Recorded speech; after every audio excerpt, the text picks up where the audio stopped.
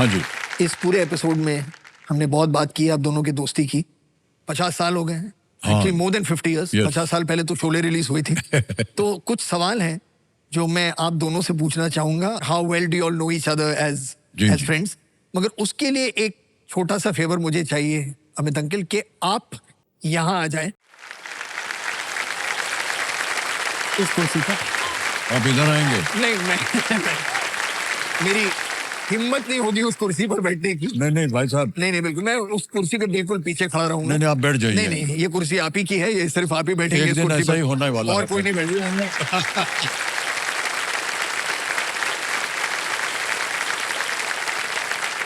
जैसे डैड ने कहा था कि कभी एक ही अमिताभ बच्चन था, अभी एक ही अमिताभ बच्चन है, तो ये कुर्सी सिर्फ आप ही की है और किसी भाई की। साहब बस।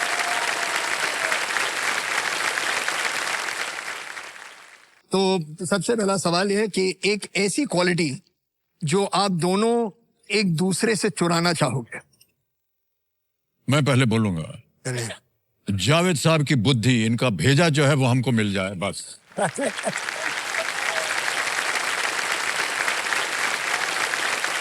आप कोई भी विषय ले लीजिए, कोई भी टॉपिक ले लीजिए, कोई भी इंफॉर्मेशन की जानकारी आपको मिलनी हो आप ले लीजिए, जावेद साहब के पास उसका उत्तर है। कई कार्यक्रम हमने देखे आपके जावेद साहब, जहां पर एड लिब, आई मीन बिना किसी प्रॉम्प्टर की सहायता से इन्होंने पूरी बताया है ये संगीत कहाँ था, ये किसने बनाया, उसका पूरा इतिहास। कैसे याद रहता है आपको ये सब? इनकी बुद्धि हमको मिल जाए, देखिए हम तर हो जाएंगे। मुझे अमिताभ जी की सारी क्वालिटीज याद है क्योंकि मेरी मेमोरी बहुत अच्छी है। मेरा एक काम नहीं चलेगा, अब आपने मौका दिया तो मैं तो 3-4 लेना चाहता हूँ।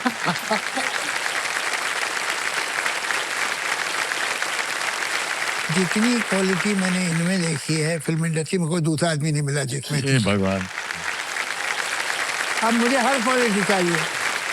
His focus, his sincerity towards his work, his humility, जो सक्सेस इनकी है वो अनप्रेसिडेंटेड है।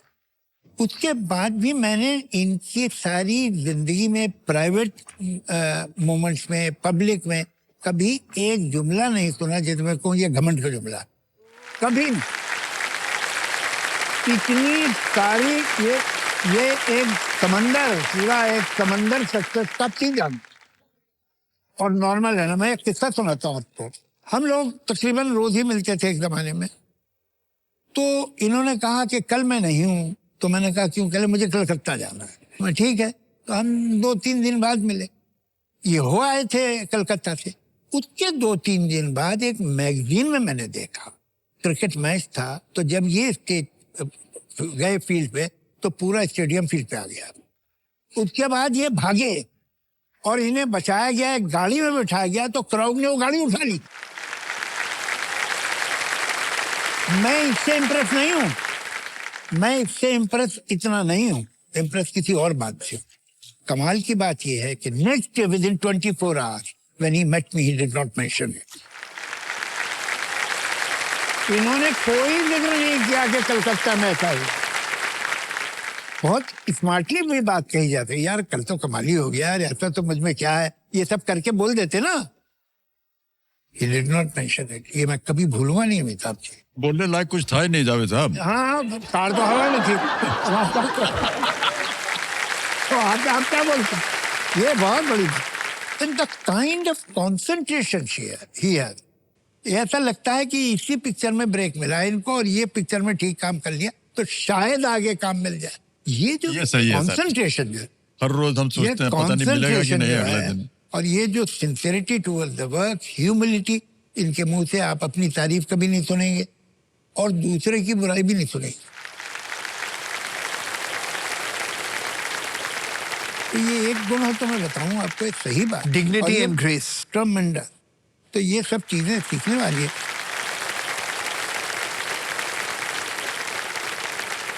तो चलिए दूसरा सवाल।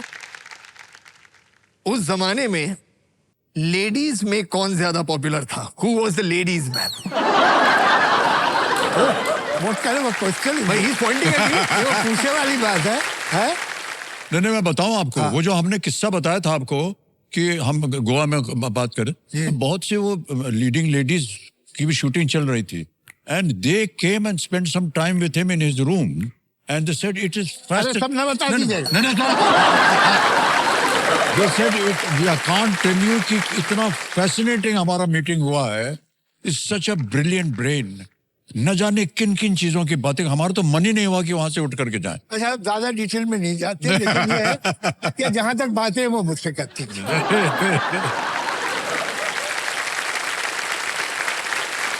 एक ऐसी चीज या इंसान जिन्हें देखकर आप दोनों का चेहरा खिल जाता था। भाई हम लोग में एक बात कॉमन है, हम एक ही आदमी के एक्टर के फैन हैं हाँ, दोनों।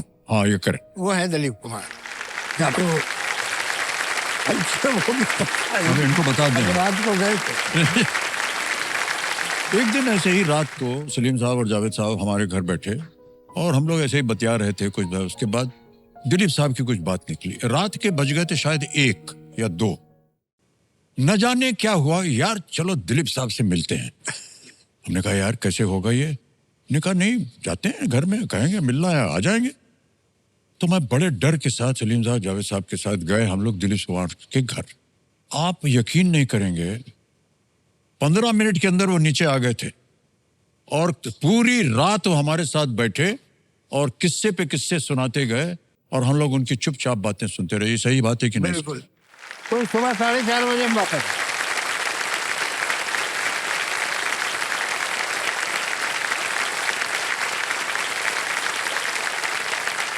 उनमें वो एक कला थी कि जब भी वो कोई एक इंसिडेंट के बारे में बताएंगे उसको इनैक्ट करके बताते थे। हाँ। वो जूते वाला किस्सा हमको अभी भी याद है, कहीं पर महबूब साहब के साथ था, किसी लड़के को सिखा रहे थे कि देखो बेटा तुमको जब कैमरा चलेगा तो ये तुमको ये डायलॉग बोलने का, बाबा बाबा हमको जाना, कुछ ऐसा डायलॉग था। और वो थोड़ी देर बाद तो दिलीप साहब ने कहा ठीक है मैं आता हूँ, वो चले गए।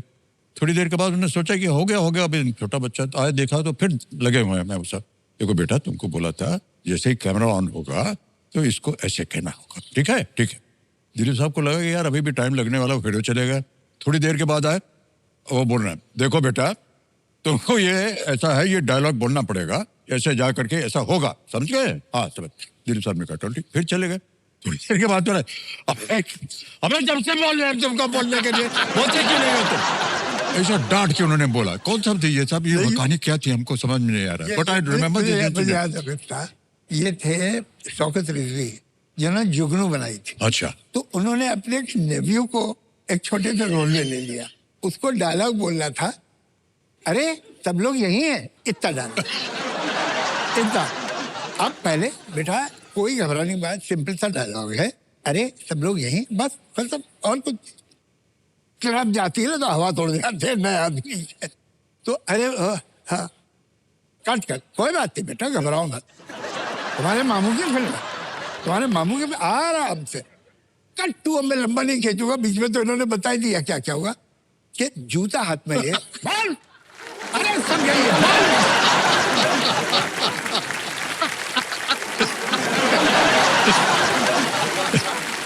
बोल, सब यही है। और टेबल पे जूता बजा रहा। Wow. I can never forget this incident. It's too good. Next question is, Shabana जी और जया जी को आपकी कौन सी आदत पर गुस्सा आता है? पहले आप बोलेंगे कि हम बोलेंगे? कौन सी आदत? किसकी साड़ी में कौन सी सिलेक्शन? सिलेक्शन बड़ा प्रॉब्लम। हाँ बिल्कुल है, हमारे लिए भी यही प्रॉब्लम है। उनकी पूछिए तो बता दें। भाई देखिए, खाने का ख्याल नहीं रखना, लैक ऑफ एक्सरसाइज, वॉक नहीं करना। ये मैं थोड़ा वाउच कर सकता हूँ कि विथ योर हेल्थ हाँ हाँ he gets angry with you कि आप वॉक पे नहीं जाते, एक्सरसाइज नहीं वॉक करते। पे जाना तो दूर की बात है, अगर मुझे यहाँ जाना है वो जगह पे तो मैं सोचता हूँ इधर से शॉट पड़ेगा या उधर। तो इससे बहुत चलती है कि तुम इतने सुस्त काहिल क्यों हो। एक बार मैंने इनसे पूछा कि आपने बंद कर दिया, अब नहीं जाते वॉक पर? तो उन्होंने कहा देखो बेटा बात यह है कि मैं 2 कदम लेता हूं और उसके बाद मुझे लगता है repeating my self. Second step के बाद मुझे फील होता है हाँ। ये तो मैं पहले कर चुका हूँ।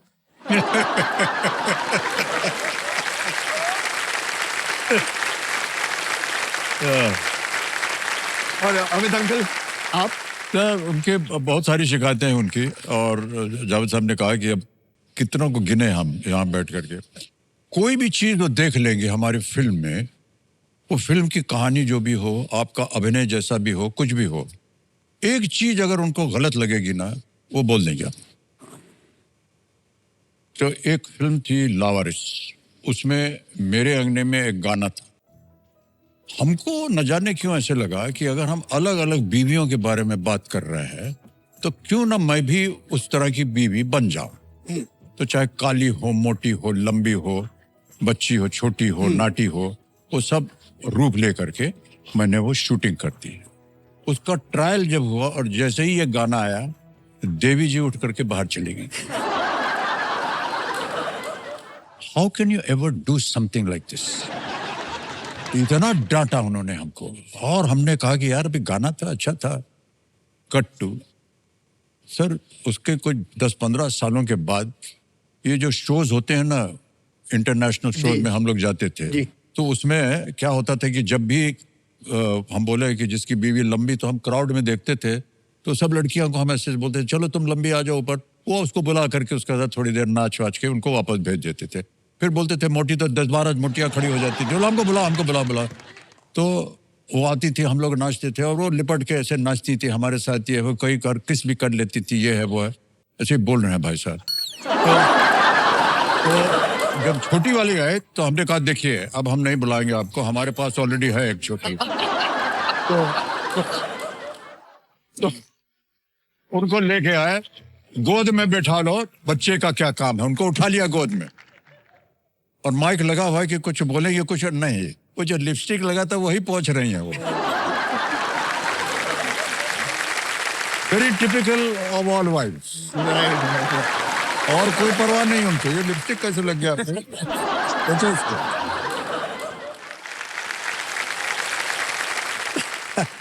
छोटी छोटी बातें सब बदल लेते हैं लोग। तो अगला सवाल ये है कि 3 शब्दों में अपनी दोस्ती को डिस्क्राइब कीजिए। सर, दोस्ती शब्द का कोई और मायने हो नहीं सकता। क्या बात? एक बार बोल दिया दोस्त, उसको एक्सपैंड करने की जरूरत नहीं, मैं ऐसा मानता हूँ। मुझे लगता है कि दुनिया में सिर्फ एक ही रिश्ता है, दोस्ती, और कोई रिश्ता ही नहीं। हम वो रिश्ता जो है तो अलग अलग जब रोल्स में जाता है तो अपना शेप चेंज कर लेता है। माँ से दोस्ती है तो अलग तरह की होती है, माँ की अपने बेटे से दोस्ती अलग तरह की, दुश्मन भी हो सकते हैं। बाप से दोस्ती अलग तरह की होती है, बेटे से दोस्ती अलग तरह की। मगर सारे रिश्ते जिस चीज पे सस्टेन हो रहे हैं वो सिवाय दोस्ती के कुछ नहीं है। वाह, क्या बात कुछ नहीं है। Absolutely true. तो चलिए आप दोनों पास हो गए। अब होगा हमारे ना, सवाल हो गए। आइए जी, फरहान, आप आएंगे यहाँ प्लीज वापस। प्लीज।